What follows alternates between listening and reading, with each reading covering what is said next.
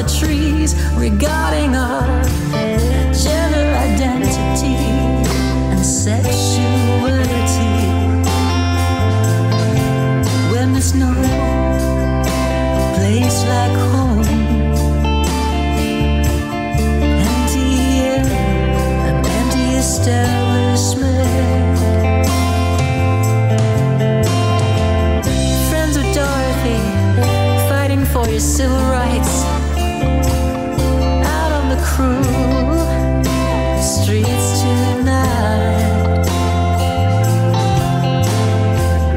I'm joined today by Therese Cahill and, of course, by Enoch Burke, as those will see in the background. Therese, welcome back to LGBTQ+life. Yeah. Thank you very much, Rick. It's wonderful to be back. Thank you for having me on again. Yeah. Now, the reason why we like to talk to you today, of course, we always love to talk to you, is because this is going to be your debut, if I have got this correctly, at the Outing Festival. But before we talk about that, I just want to share with listeners about a character that you've got, and that's what I call Sister Mary of Perpetual Indulgence, who you have on the you have on TikTok and you have on Twitter and all of that. How did that character come about, and what is her role? What is her mission in life, I suppose I should say? That's a very good question. She has a mission, and her mission, it does have a serious side to it, right? Yeah, oh, it does. Her mission is to expose bigotry. At the heart of it. Now, this is the great thing about when you're dealing with anybody who's very bigoted. They can't help themselves.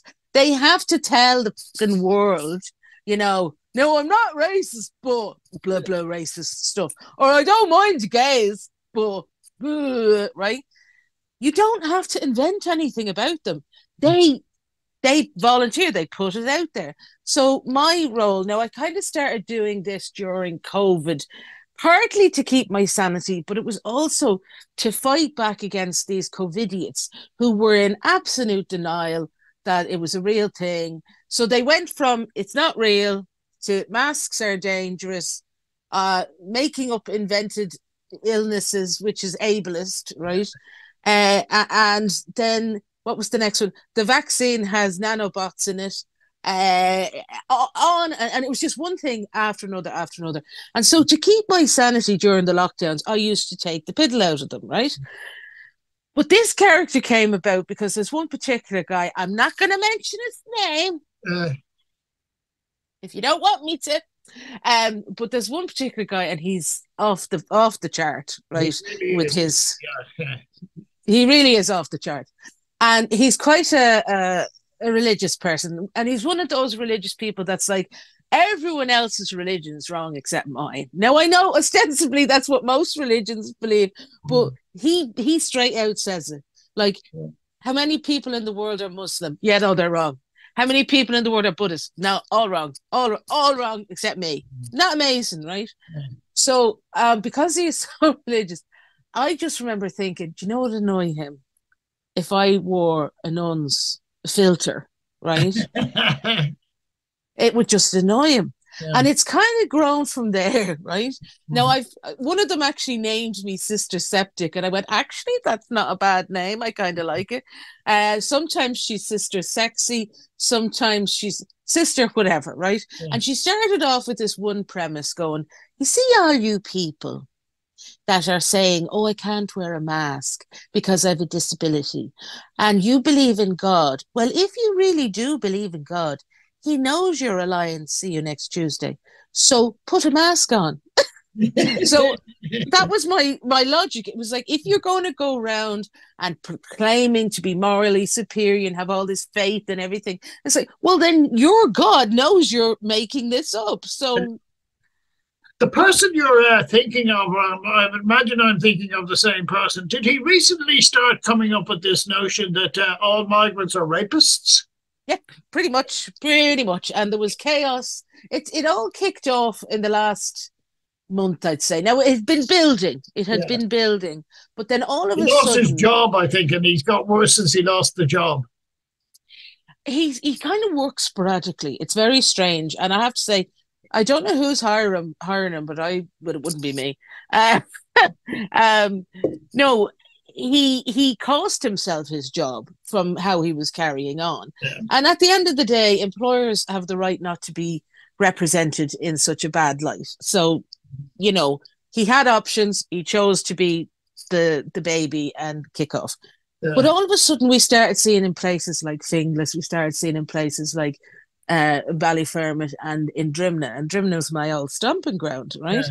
And here's one of the lies that they were telling, right? So apparently, according to the narrative I read in the media, right?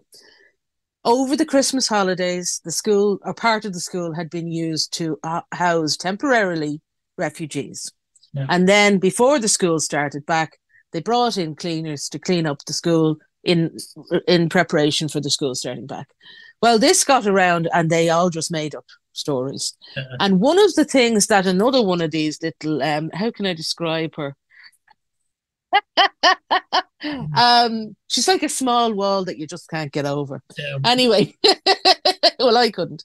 Anyway, they all turned up and protested and blocked the streets and everything.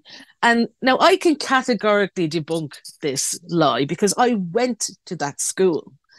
And they had pictures up, as you would have in most schools, of every year, going back years. And what you would have is like a bunch of bad hairstyles, spotty faces, a teacher either end, and you'd have underneath your name, left to right, your name, and then the next row, and then the next row. But there they are lying, saying they've written down these children's names, dates of birth, and addresses on these pictures. And so these migrants are coming in and they're finding out and it's like, no, you're just lying now. You're just making stuff up. That is categorically not true. I've been doing something similar. A good friend of mine, who I always thought was, somewhat of a North Side girl, but a bit mostly rational. And she started sending me this stuff about, we've got this friend who works at the airport, and all these migrants are coming in from Ukraine, and none of them are being vaccinated, and they're being allowed in, and all. And I said to her, look, all of this, like Judge Judy, this is hearsay, it's inadmissible. And then I got videos sent to me that were just so amateurish. It was just embarrassing. And I had to say to her, this is lies, of a guy there on the end of a phone whose face you can't see. And he's been rung up by the Department of Employment or something like that. He says, I've got 2 chippies and and an electrician here. And what about houses for Irish people? It just suddenly goes ridiculous. Absolutely. I think I know that video that you're talking about. Yeah. You're trying to reason with people. It's very amateurish. So the way I see it, and as time has gone on, and I've gotten more involved in this kind of debunking, I suppose is what it is, debunking and exposing bigotry. What I tend to do is I will take clips of what they say, right? And if we take your man there that was causing chaos in one of the areas, who lost his job, he will say in one breath, having sex with men, that's disgusting, and right? And like he'll really go into it as if it impacts him at all, right? Yes. It doesn't. He's a cis-het guy. It has nothing to do with him. But then when he wants to try and, butter people up or change the tune, he'll be like, no, I love the LGBT community, even though he calls us a bunch of pedos. Yeah. And you're going, okay, there is no, like, I have had him say to me, come on, debate me, which to me sounds like you want to fight me or something. Yeah. Because he doesn't know what a debate is. Yeah. A debate is an organized, structured, you say your points, I say mine. All they do is they rah, rah, rah, rah, rah, rah, rah, rah. So there's no point me talking to them. But what I do is using comedy. Now, this is one thing that kind of like, it kind of gets to me, because people will say, oh my God, they write the material for you. And you're going, no, I'm going to stop you there. Yeah. I write the material. Yeah. I write the jokes. I make it funny. Yeah. Because if you have to sit through an hour of, and they're coming over here and they're raping and this and yeah, oh my God, it's depressing listening to it. But you listen out for the gems that you can make into a joke. Yeah. Well, so they're incredibly dishonest because about a year and a half ago, I was looking through something or other. yeah. They were having a go at Roderick O'Gorman, who I've known for 10 years. Roderick's a nice bloke. And they had this piece, and it was basically Roderick saying he supported reducing the age of consent for LGBT men to the same as it was for heterosexual men. Now, I did the interview with Roderick in 2014. Now, the interview was 43 minutes long. They took a minute and a half out of that without ever giving credit, and then said this proves that Roderick was a pedo. Now, I complained to Facebook. I said, this is my intellectual copyright. I never do this because as far as I'm concerned, you put it out there for the general public. And I said, I never do this. And I told them to take it down because it was my intellectual copyright. Instead of being respectful, the next thing I know is I'm a pedo because I'm defending a pedo. So you can't win people. Yeah. This guy that we're talking about has made the stupid mistake. He's still threatening to sue me. I'm waiting on the solicitor's letter. He has made the stupid mistake to ring me on my phone, a voicemail on my phone, and left 6 or 7 messages in which he called me a paedophile. Yeah. He said I should be wiped from the face of the earth. Yeah. I mean, I've had to go to the Gardaí about him, right? Because he's a threatening person, right? He's a very aggressive and threatening person, and you can't talk to him.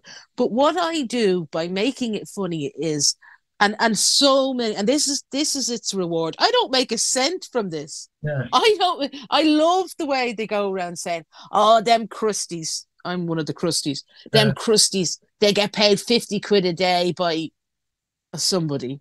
George Soros. George Soros usually. yeah. They get 50 quid a day to counter them. And I'm like, I have never seen I'm so broke I can't even stay in, right? Anyway, I and that's probably because that's what they're getting paid. Yeah. That's, the money they're probably making from whatever organization is behind them. Yeah. Well, there's a coded reference here, which most people it would be lost on them. But generally speaking, most people, you could put George Soros in a lineup and they wouldn't be able to pick him out.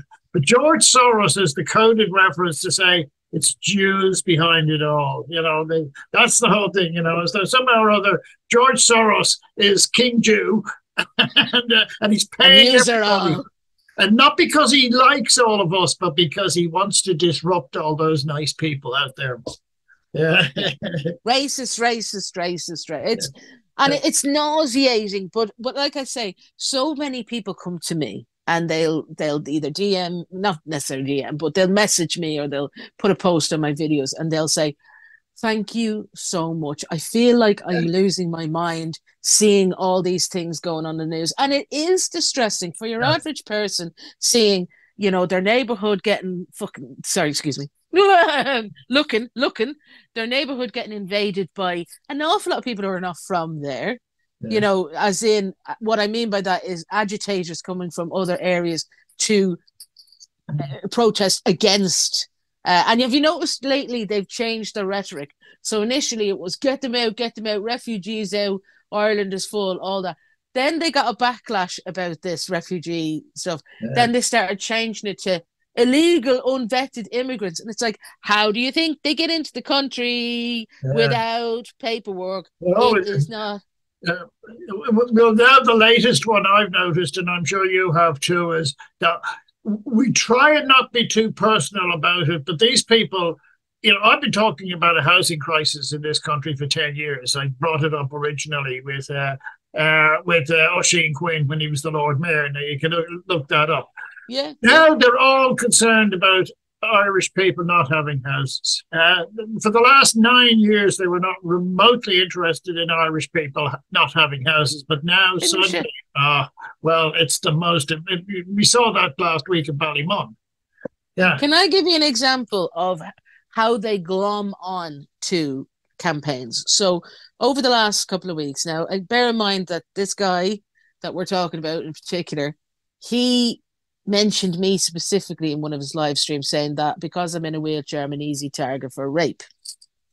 So, and these guys don't discriminate, right? So that was a threat against me again.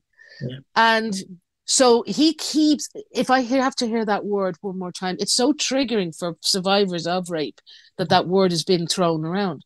So he keeps saying he's worried about our women, our daughters, like we're animals, like we're, property. And so he keeps on and keeps on. And he went to this event down in Shannon, I think it was, there the other day. And this man, quite rightly, pulled him up and said, hold on a minute, what about the thousands and thousands of women who have been raped in Ireland at the hands of Irish males? Yeah. And his answer was, I don't care. So I do videos to say to people, don't be taken in by this rhetoric. They never did anything. They were never involved with any social groups before this. This is all just bandwagon gathering. And they don't care about your well-being. Yeah. They just do it. Yeah. Therese, I want to move on so we can talk about the outing. But before we do, can you just let people know where they might be able to see your videos and commentaries, the way I put it, because I think they are incredibly funny. And not only that, incredibly insightful as well. Thank you very much. Thank you. Well, I'm on TikTok. Now, I had to change my name to Therese Cahill is not a real nun. Yeah. Right, it's all one word, because the amount of people that kept thinking I was actually a nun, I'm like, it's a filter. It's a filter. It's not. I was wondering myself, that's a damn fine costume Therese has got there. It is, isn't it?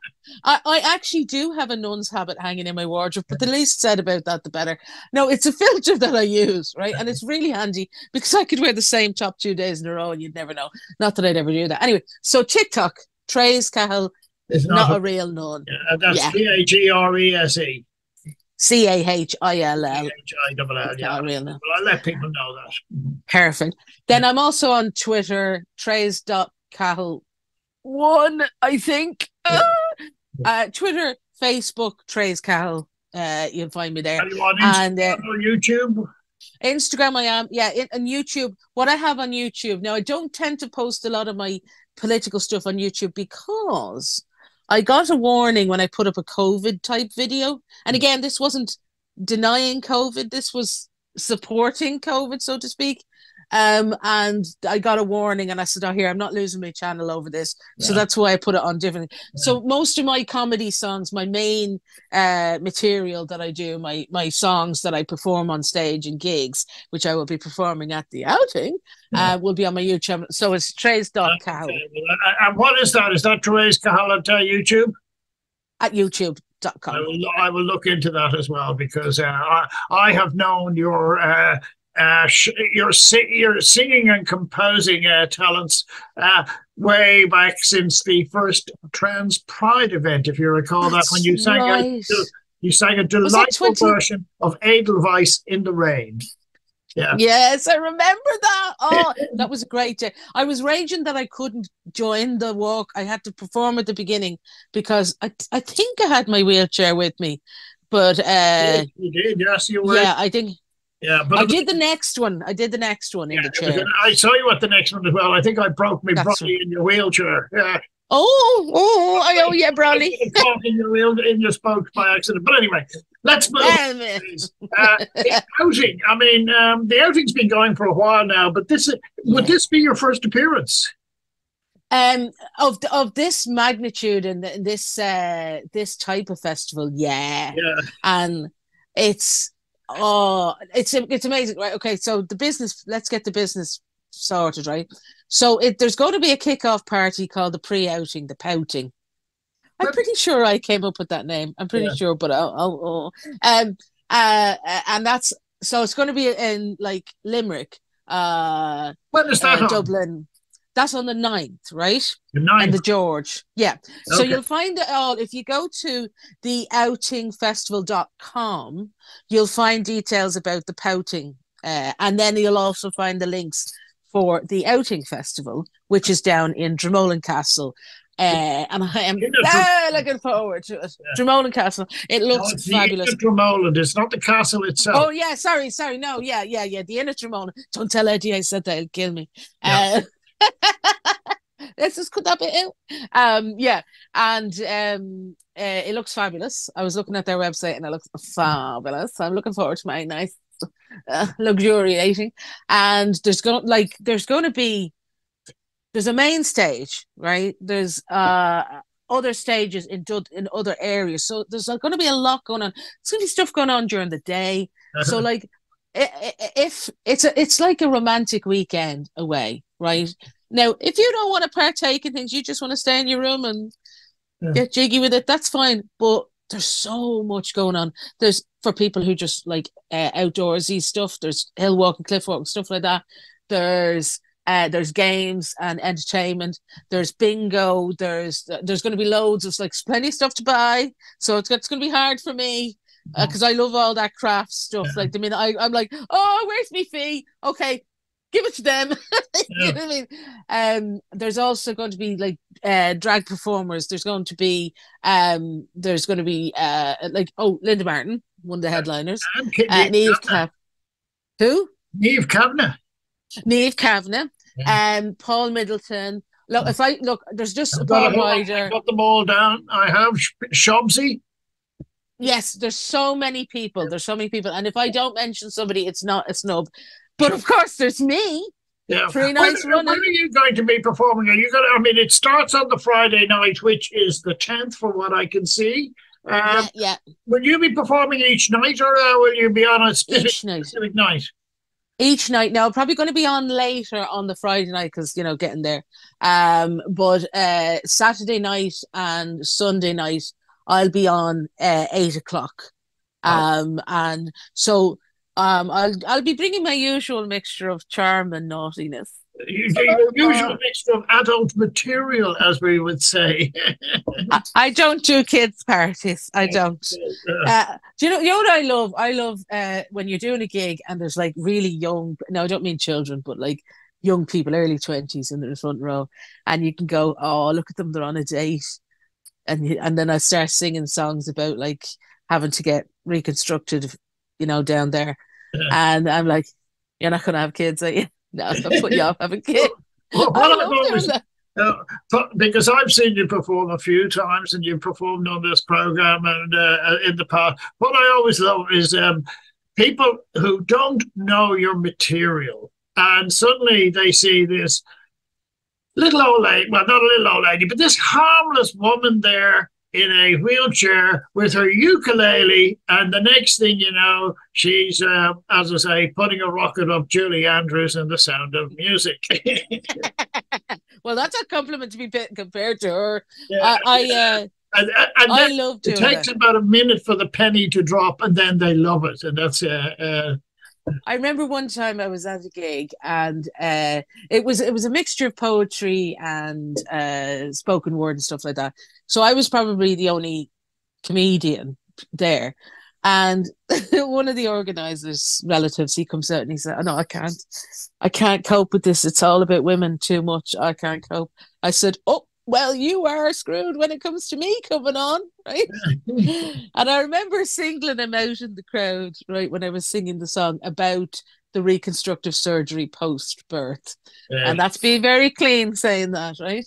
And he was howling laughing, and he came up to me and he said, you were fantastic. And I said, was that too womanly for you? And he goes, no, that's different. That was hilarious. Yeah. And it was lovely to be able to reach him because he felt a bit alienated. He's like, oh, I don't know how to feel in this room. But and I suppose that's what I do. I take awkward subjects, right? Mm-hmm. And I bring them to the surface. But like I have another song called How Do You Clean Your Back Garden, right? Because it's just that, I don't know if this has ever come into your head, right? How do other people clean themselves, right? Do they go, like I've seen people in films and they go like this. They're just sitting on the toilet and they can reach, like, what if they got monkey arms, right? and reach down and I'm like, in all my life I've never been able to do that. I've never. It could be to do with the fact that we grew up without a toilet seat. Yeah. We never had a toilet seat. But I write songs about that, something like that, and people are like, "Oh," and then at the end of the song, I'll say, "So the next time you're cleaning, you're down below, you'll think of me and imagine me staring at you while you're doing it." Better still, get a webcam. Make a few quid. Make a few quid on it. Yeah. So that's what I do. I take on, not necessarily unpleasant, but things that people don't talk about, and I bring them up in a humorous way, so that we can all have a bit of a laugh. Hello and welcome back to Therese Cahill's YouTube channel. I know, before you say anything, it's been ages since I've uploaded anything. Moving on. Do you like the new look? Yeah, it's fabulous, isn't it? My wonderful kiddo designed this new look for me. I don't know if I'm going to do it every time on stage because it did take a while, but I think it's fabulous. Yeah, beautiful. So this is the world premiere, I suppose, the internet premiere, the YouTube premiere of this song. And the inspiration for this song came from last Christmas, when we had my mother for the Christmas dinner. I mean, we were sensible, you know, we sliced her thin and we got the Stevens' Day out of her. And I'm only messing. I'm only messing. No, even my dad wouldn't eat me, man. I'm messing. I'm joking. He's dead. God rest him. Anyway, so now every year when we have her up, I always say to her, like, she likes a sherry or a port or a, you know, Bailey's or brandy or whiskey or vodka or gin or pretty much anything, you know. Yeah. Well, look, when your husband won't even touch you while you're downstairs, you know, you're going to find your pleasure anywhere. So she likes to drink, and I just say to her, look, you can see how I'm fixed, you know, limp up comic and all that. I'm not a bar person. Help yourself. Whoo, she fucking did. Anyway, she turns around and she says to me, Trace, because she knows me, she says, Trace, did I ever tell you about the time your redacted female relative, asterisk, glued up her front bum? So now I wasn't prepared for this at all. At all. I just came in to get some trifle. But I says, no, ma, you know, you've never told me that, but hold on a minute there. Give us up your glass. Yeah. Continue. She fucking did. Oh my fuck. Anyway, she told me all about it. And I remember being gobsmacked. I was like, at a certain point, she was summoned to help her female relative. And now I have changed the person's identity just to, you know, protect their naivety, protect their memory, whatever. But she was summoned. My mother was summoned to help. And when she arrived at the door, her female relative told her what had happened. And I said, ma'am, what did you do? Like, I'd have fucking fell around the place laughing. She said, oh yeah, I was on my arse pissing myself, which was a relief to me because now I know where I get my sixth sense of humour from. But her female relative said to her, this was the bit that blew me away. She leaned in and she said, I'm after gluing me furniture together. And the astonishing thing was, my mother knew exactly what she meant by that. And I'm thinking, what is this, IKEA? But anyway, all levity aside, this song is dedicated to that poor woman who managed to do that to herself. Now let me tell you all a tale, 'tis a strange one to be sure, told to me by me mother, without me even asking her. She'd had a fair few sherries and had lost her self-control. The time had come for her to share about me poor old granny's home. My granny glued up her fanny because she picked the wrong tube. She wasn't paying attention when she was searching for the lube. Her poor gash looked like a car crash when her lady door sealed shut. My granddad thought he'd missed the mark 'cause he couldn't find a place to park his raging Willie-O. She let a scream almost split the seam of her freshly glued south mouth. Before me granddad stuck to her, she yelled, "Will you cut that feckin' out?" But Bridie, sure 'tis Friday, implored her dear old man. I couldn't give a shite if 'twere our wedding night. I can't open me bloody clam. I've only sealed up me own gee. What the fuck am I going to do? You stupid little bollocks, why didn't you put away your glue? But Bridie, does that mean you won't ride me? Cried out my randy granddad. Put away your prick or you'll fucking stick, and go and get the scissors quick. It's drying my vagina, oh. Defeated and deflated, me granddad went to find a pair of sturdy scissors so he could rectify her bind. But on the way he met me mother, said your mam is in an awful state. But when she said, Daddy, what's the deal? He said, our lips are feckin' sealed. My mammy tried to help my granny, but had no idea what to do. She thought that a nice hot bath would help to melt away the glue. It was not a good idea, as it only made it feckin' worse. When her camel toe hit an amble below, she vacuum sealed herself in one go. My poor old granny, well I hope you found it funny, 'cause we laughed, me and my mammy, about my poor old granny's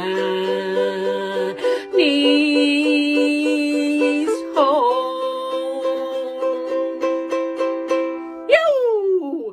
So there you go, that was this week's song, and I'm not going to lie to you and promise you and say I'm going to put more songs up every week. But anyway, I hope you like that one. Don't forget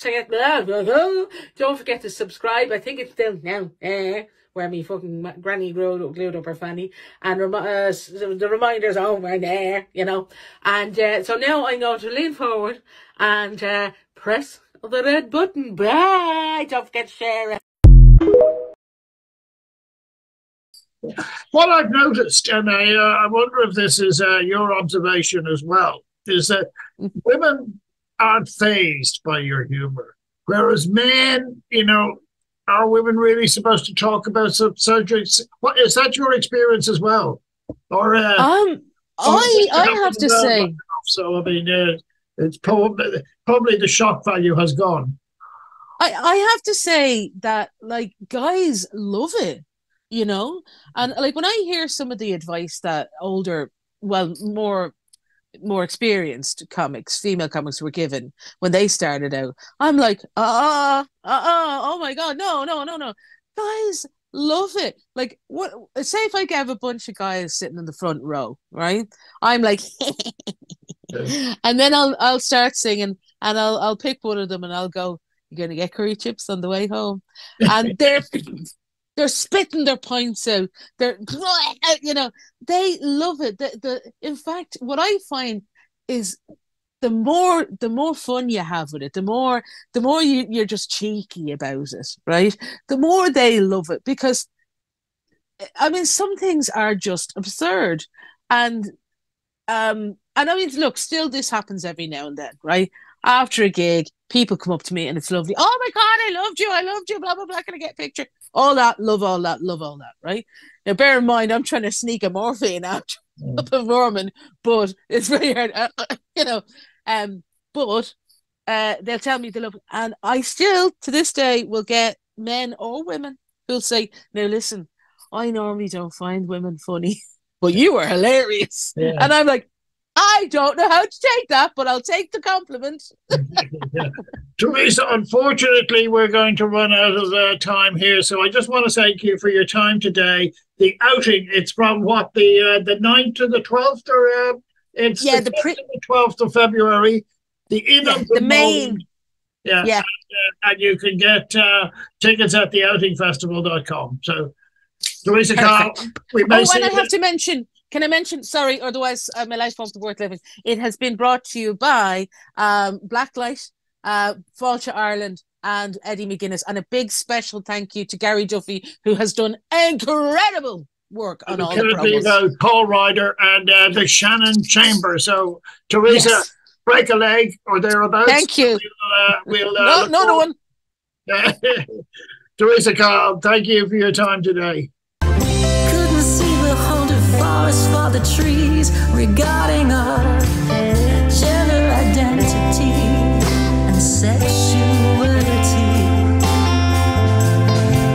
When there's no place like home, empty air, an empty establishment. Friends with Dorothy, fighting for your civil rights, out on the cruise.